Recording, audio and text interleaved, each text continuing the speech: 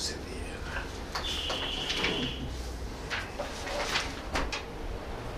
Yes, yes, come in.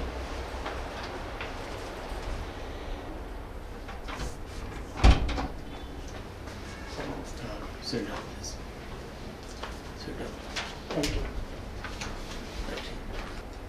आपने political science से post graduation किया है इग्नू से, जी सर। और यूजीसी नेट भी पास किया है, जी सर। और आपका ऑप्शनल है मैथिली, जी सर। और हॉबी कुछ नहीं है आपका। जी सर। यूजीसी नेट आपने जीआरएफ भी किया है क्या? जी जीआरएफ ने किया, हो नहीं पाया। हो नहीं पाया। आपको पता है कि जीआरएफ में क्या क्या सुविधा मिलती है? सर फेलोशिप मिलती है। उसमें क्या मिलता है? उसमें 35,000 अराउंड। अच्छा, उसके बाद रिसर्च में चुनौतियाँ क्या होती है सब नहीं जी पता? नहीं, ये नहीं। ठीक है।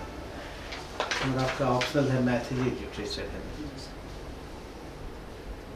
मैथिली के विकास के बारे में बताइए, development of Maithili language. Maithili का विकास विद्वान सभी के मतानुसार मैथिली का उद्भव 800 ईस्वी के आसपास देखा जा रहा है। हालांकि इसमें मतभेद है, लेकिन फिर भी प्राचीन काल मैथिली का 800 से 1000 ईस्वी के बीच माना जा रहा है। उसके बाद मध्यकाल, प्राचीन काल में विद्यापति का आगमन होता है मैथिली साहित्य के अनुसार। उसके बाद मैथिली साहित्य अपने पैर पे खड़ा होता है। उसके बाद मध्यकालीन होते हुए आधुनिक काल में चंदा झा का उद्भव होता है, और आधुनिक काल के जनक, मैथिली के आधुनिक काल के जनक चंदा झा जी को बोला जाता है। उसके बाद मैथिली अपना साहित्य का, मैथिली में नाटक, साहित्य, कथा होते हुए 2003 में मैथिली को 8वीं अनुसूची का दर्जा प्राप्त होता है, और मैथिली आज भारत के संवैधानिक भाषा के रूप में, एक प्रतिष्ठित भाषा के रूप में यहाँ पे सम्मिलित। इतनी सुदीर्घ परंपरा मैथिली की है, और अब राजभाषा तो नहीं, लेकिन 8वीं अनुसूची में एक भाषा के रूप में मैथिली है। लेकिन रचनाकार तो दो ही आपने बताए, विद्यापति और चंदा झा। नहीं सर, इनमें बहुत सारे रचनाकार हैं, जैसे गोविंद दास भी हैं, चंदा झा हैं। प्राचीन काल में ही विद्यापति का समय बताइए। विद्यापति का समय ऐसे विवादित है, लेकिन विद्वान सभी के उनका जन्म 1350 ईस्वी से माना जाता है, लेकिन रचनाकाल माना जाता है 1350 से लेके लगभग 1650 ईस्वी, 1600 ईस्वी तक माना जाता है। और विद्यापति के परंपरा को अगर देखा जाए, उनके लेखन के अनुसार जो लिखा गया, लगभग 1700 ईस्वी तक विद्यापति जी का परंपरा चला है। हमको कंक्रीट उत्तर दीजिए कि विद्यापति भक्त कवि हैं या श्रृंगारी कवि हैं? सर विद्यापति जी के बारे में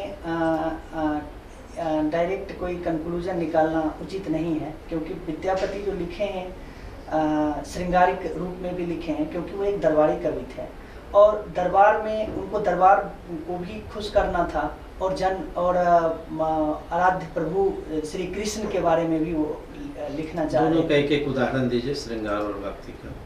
भक्ति में वो उनका कवि शैव विषयक काव्य में नचारी लिखे हैं, गंगा विषयक में लिखे हैं, बार सुख सार पाउल तुवती, गंगा के प्रति असीम समर्पण करते हुए। भगवान शिव के प्रति लिखे हैं, उगना रे तो कतौ गेले, जब मतलब भगवान शिव का उनके साथ जब विचरण, मतलब श्रृंगार पर बताइए। श्रृंगार में कहा जाते हैं, जब राधा कृष्ण को, जब श्री कृष्ण राधा को पहली बार देखते हैं और कहते हैं आधा का आध दिठी आंचल, तो उस समय सॉरी हम रिप्रेजेंट नहीं कर पा रहे, भूल गए हैं। तो उस समय वो बता रहे हैं कि जब हम राधा को पहली बार देखे हैं तो ऐसा लग रहा है जैसे करोड़ों बाण, प्रेम का बाण हमारे हृदय को छलनी कर दिया है। तो उस समय ऐसा लग रहा है कि वो श्रृंगारिक लिख रहे हैं। ठीक है। अभिनव जयदेव किसको कहा जाता है? विद्यापति जी को अभिनव जयदेव कहा जाता है। विद्यापति जी की संस्कृत में कोई रचना बताइए। संस्कृत में पुरुष परीक्षा उनकी बहुत प्रसिद्ध है। उसका सब्जेक्ट क्या है, उसका विषय क्या है? सॉरी सर, पुरुष परीक्षा के बारे में ऐसे अगर गेस करने की इजाज़त दें तो बताइए।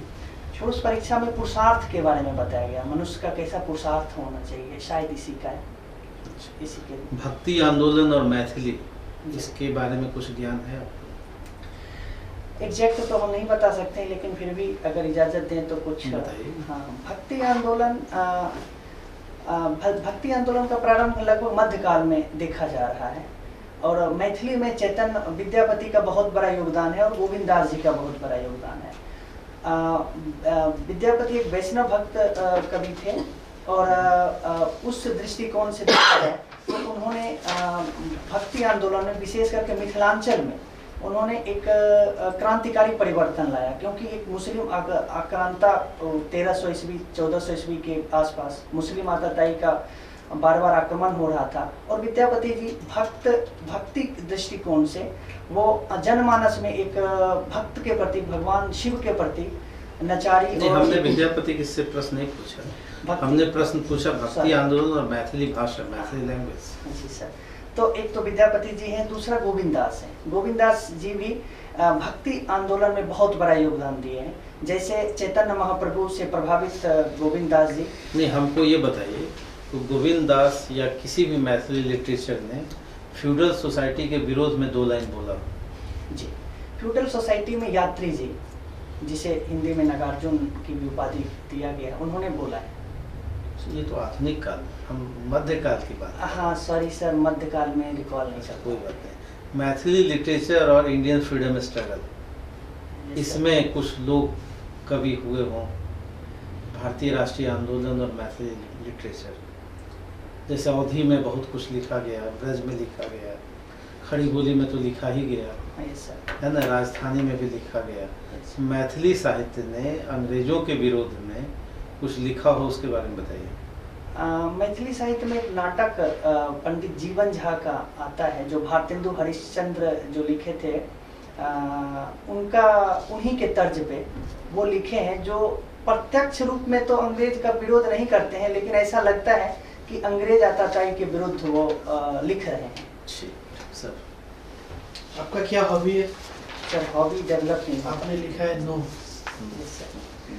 क्योंकि सर हमारा लालन पालन एक ग्रामीण परिवेश में हुआ, और जीवन इतना संघर्षमय रहा कि कभी विकसित होने, हॉबी डेवलप करने का मौका नहीं मिला। और हालांकि जब मैं दिल्ली आया और वहाँ पे मैं अपने आप को थोड़ा सा परिमार्जित करने की कोशिश किया, तो मुझे कुछ सब्जेक्ट में रुचि जरूर है, जैसे जो बच्चे होते हैं उनका पर्सनालिटी डेवलपमेंट, और लोगों से बात करना, बुजुर्गों से विशेष करके, इसमें थोड़ी रुचि बढ़ी है। हो सकता है। गाँव का क्या विशिष्टता होता है?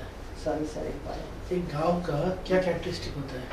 गांव का सबसे किसको कहेंगे कि ये गांव है? अच्छा, गांव की विशेषता सर, गांव में तो एक तो गांव का जो निवास होता है बहुत फैला होता है, शहरों जैसा नहीं होता है, सघन नहीं होता है। दूसरा अगर गांव का देखें तो गांव एक संस्कृति और परंपरा को लेके चलता है। शहर में उतना फ्लेक्सिबिलिटी शहर में ज़्यादा फ्लेक्सिबिलिटी है, गांव में थोड़ा कम फ्लेक्सिबिलिटी होता है। तीसरा अगर देखें तो गांव में पोल्यूशन की समस्या कम होती है, नेचुरल अगर देखें तो नेचुरल चीज़ ज़्यादा अवेलेबल होता है। तो सारे जो आप बता रहे हो तो सारा अच्छी चीज़ है। यस। तो गांव का दिक्कत है क्या है? क्या प्रॉब्लम फेस करते हैं? यस सर, गांव में दिक्कत जो संस्कृति में कुछ कुरीतियां हैं, इस वजह से वो फ्लेक्सिबिलिटी कम रखते हैं। धर्म के प्रति हो चाहे संस्कृति के प्रति हो, थोड़ा फ्लेक्सिबिलिटी कम होता है, जिससे रूढ़िगत कुरीतियां आ जाती हैं। जैसे दहेज प्रथा में थोड़ा सा दिक्कत है गांव में। उसके बाद महिलाओं के साथ थोड़ा सा महिलाओं को कम पढ़ाना, बेटों को ज़्यादा तरजीह देना, ये सब थोड़ा सा गांव में ये कुरीतियां देखी जा रही है, पहले से ही है। तो इसके ऊपर कोई पॉलिटिकल कोई थिंकर कुछ लिखा है इसके ऊपर? थिंकर के बारे में मैथिली साहित्य में नहीं, ये जो आप कह रहे हो गांव के बारे में, सोशल सिस्टम के बारे में, कोई थिंकर, पॉलिटिकल थिंकर आपका सब्जेक्ट रहा है? सर आप कार्ल मार्क्स के बारे में क्या जानते हैं? कार्ल मार्क्स एक साम्यवादी विचारधारा से प्रभावित थे। वो चाहते थे रक्तपूर्ण क्रांति चाहते थे। वो शांतिपूर्ण तरीके से क्रांति बदलाव ना चाह के क्रांति के माध्यम से बदलाव चाहते थे। उन्होंने जो चाहा था, लेकिन वो क्यों नहीं हो पाया? उनका जो मूल ध्येय था, उनका कहना था कि पूंजीवाद के विरुद्ध जो होगा, मतलब जो क्रांतियां होगी वो होगी सर्वहारा वर्ग करेंगे। कब होगा? लेकिन वो हो नहीं पाया, क्योंकि वो एक क्या कारण है? कारण एक ये भी था कि पूंजीवादी जो साम्राज्यवादी जो पद्धति था, या जो उनमें बुद्धिजीवी थे, वो क्या किए, जो लाभ के जो जितने भी लाभ का जो उनका जो कैपिटल था, वो क्या किए, जो सर्वहारा वर्ग में कोशिश किए असंतोष को कम करने के लिए, उन्होंने उसको वितरित करने का कोशिश किया, जिससे असंतोष थोड़ा सा तुलनात्मक रूप से कम रहा, जैसा मार्क्स चाह रहे थे वैसा नहीं हो पाया। सर को बताइए कि आप लेफ्ट हैं कि राइट हैं? हम राइट है सर। राइट है। ये होता क्या है, इसको डिफाइन करके बताइए। लेफ्ट और राइट से क्या मतलब?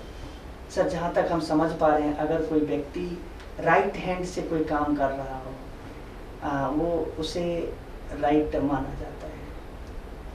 अच्छा, ये बताएं, बिहार में जो मंत्रिपरिषद जो है उसका क्या साइज है, कितने मंत्री हैं अभी टोटल? सर एग्जैक्ट मुझे नहीं पता है, लेकिन अगर देखें तो 15% का संवैधानिक रूप से है, लेकिन हम कह नहीं सकते हैं। 15% किसका? विधानमंडल का? नहीं सर, विधानसभा का टोटल स्ट्रेंथ का 15% मैक्सिमम होना किस चाहिए। संविधान संशोधन द्वारा किया गया था?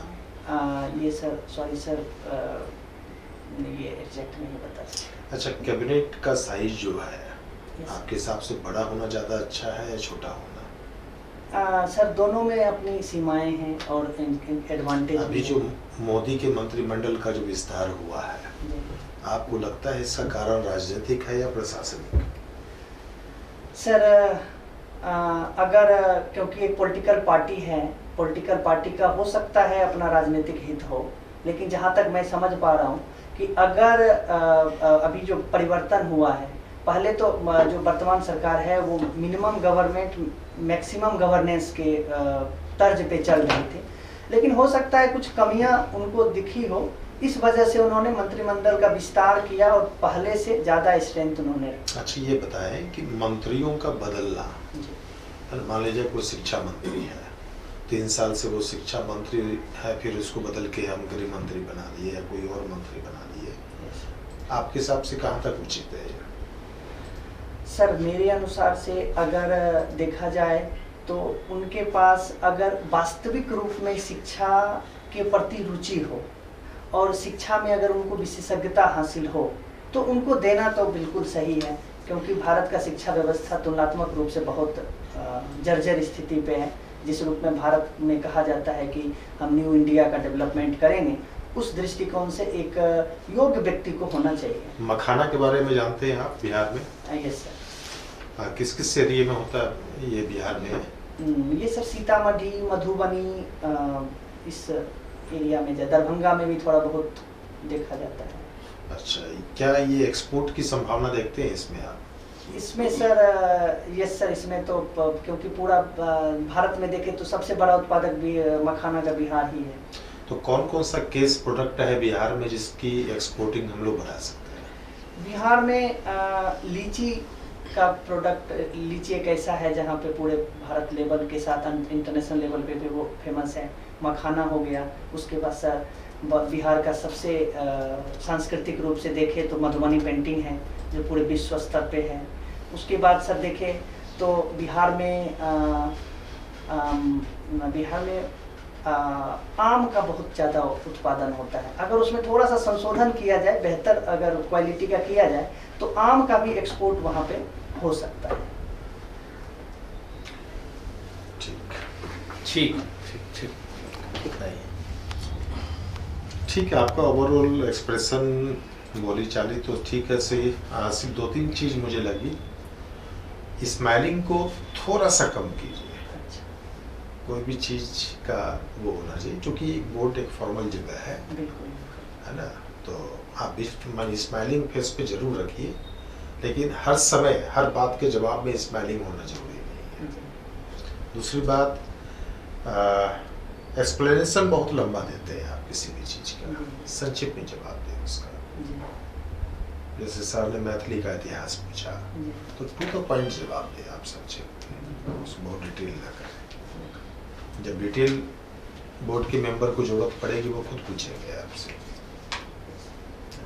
तो ऐसा क्यों? ऐसा इसीलिए कि प्रशासनिक सेवा में है ना, अगर मान लिया कि यही इंटरव्यू होता लेक्चरशिप का, चलिए आप थोड़ा डिटेल बताते समय है ना, आपका इंटरव्यू किसका है? SDM बनाने का। Yes sir. तो मान लिया आप सीनियर के साथ किसी मीटिंग में हैं, इतना लंबा नहीं चलेगा। तो एक तो ये उत्तर कम शब्दों में बहुत सही था, और थोड़ा हाथ का एक्शन भी थोड़ा ज़्यादा था। हाँ, रहना चाहिए, हाँ थोड़ा रहना चाहिए, रहे चूँकि समझाना, लेकिन ज़्यादा नहीं हो। तो एक तो उस पर ध्यान, और बिल्कुल सही है कि थोड़ा कम शब्दों में, और औसत रूप से आप बेहतर है, आपके पास नॉलेज है, आपके पास नॉलेज है, एक्सप्रेशन भी आपका ठीक है। थोड़ा 1-2 पॉइंट ये कर लेना है। और अभी हम लोगों ने बिहार से उतना नहीं पूछा, करंट नहीं पूछा, आपका रिस्पॉन्सिंग ठीक है। अभी जिसमें एक्सपोर्टिंग का पूछा अभी, तो तुरंत आपने कई वैरायटी गिना दी आपने, लीची है, आम है, तो यानी माइंड आपका तुरंत वर्क कर रहा है, टर्न ले रहा है आपका माइंड। नहीं, औसत रूप से आप बेहतर हैं, और सफलता मिलनी चाहिए आपको, है ना, 100% मिलनी चाहिए। ये आप थोड़ा सा अंदर दिखाना नहीं है। हाँ, वो भला हो गया ना। ये कोशिश करेंगे, वो टाई जब लगाएंगे हाँ, तो इससे पूरा डाल जाएगा। और आपका ये पहला इंटरव्यू है। Yes sir. चलिए, अच्छा, शुभकामना आपको, और आपका होना चाहिए। बेस्ट ऑफ लक आपको, है ना, तो अच्छे से लग जाए इस बार। हाँ, फिर तो हो जाएगा, पहला अटेम्प्ट में हो जाएगा, हॉबी भी बन जाएगा आपका।